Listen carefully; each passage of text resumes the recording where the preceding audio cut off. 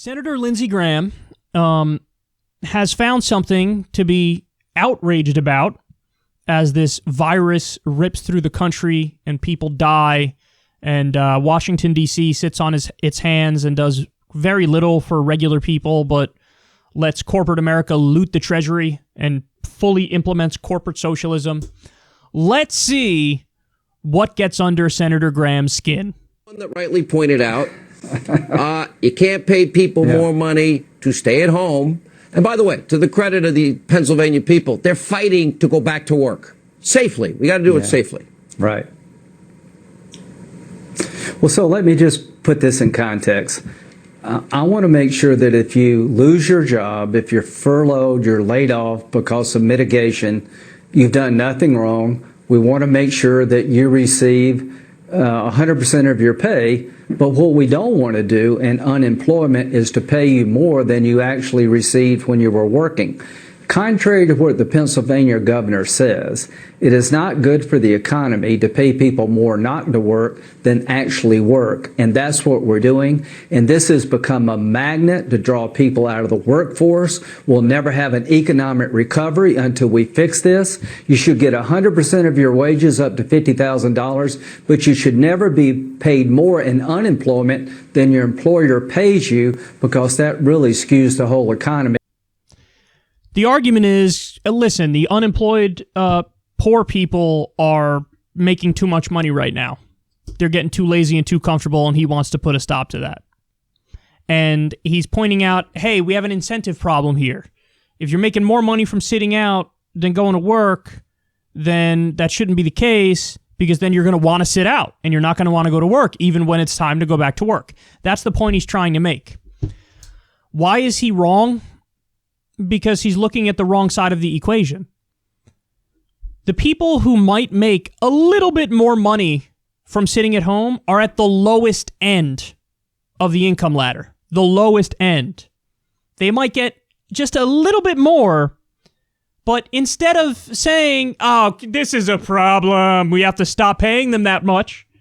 No, Lindsay, your real point should be, wow, we need to raise wages to a living wage because people don't even make a living wage. They work full time. They don't even make enough money to survive. That's unacceptable. Obviously, we should live in a country that values work enough where if you work full time, you can survive. That's not asking that much. That's the bare minimum. That's the basic level of civility. That's the basic level, I shouldn't say civility, civilization. That's what a modern society would do. But instead of looking at the wages part of that equation, he's like, let's pay them less now and give them less money than they can survive on. I mean, look at the thing. Look at what he's outraged over in the midst of all of this chaos and mayhem and people hurt and dying and sick. Of everything in the world, everything on the menu to be outraged by. I got a long list, dog. Mine is super long. Lindsey Graham is doing a segment on Fox News where he's basically saying unemployed poor people are living too high on the hog, and we got to take some of that money from them. They're making too much. Here's the situation, Lindsey Graham. Nobody in the country, nobody woke up on day one of the coronavirus and suddenly was more lazy. The reason why everybody's out of the workforce is because they should be out of the workforce right now, because they're trying not to get the virus and therefore not maybe die from the virus. That's the whole thing. That's the whole thing. So this lazy Republican argument of when you hit a recession, when you hit a depression, when you hit an economic downturn and people are unemployed, it's like, pull yourself up by your bootstraps, bro. But you're assuming that they weren't always doing that and got screwed by the system, which is out of their control. Guys, 22 million people lost their jobs in a 3 or 4 week time span. 22 million.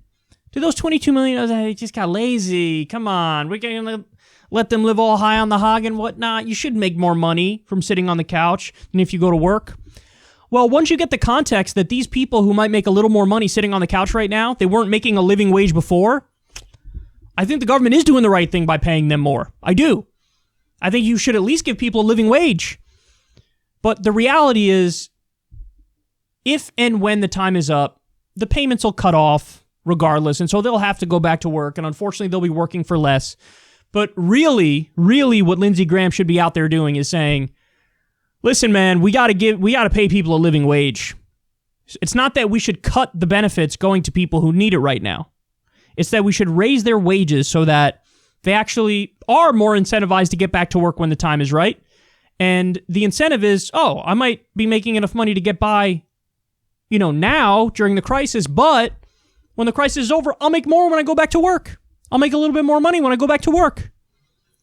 So that's the real way that this should be looked at. But, when it comes to conservative Republicans like Lindsey Graham, and that's not even fair, because it's more about, that's not the determining factor here in his mindset. It's his elitism. When it comes to elitists like Lindsey Graham, he's always, keeping an eye out. Let's make sure the poors don't get too much power. Make sure the poors don't get too much money or control or get a little too lazy or comfortable. We have to keep them miserable, and we have to keep them on the brink of total disaster, because that's the only way we keep them, get them to fall in line. I hate to tell you, dog, maybe your system sucks then, and we should change it.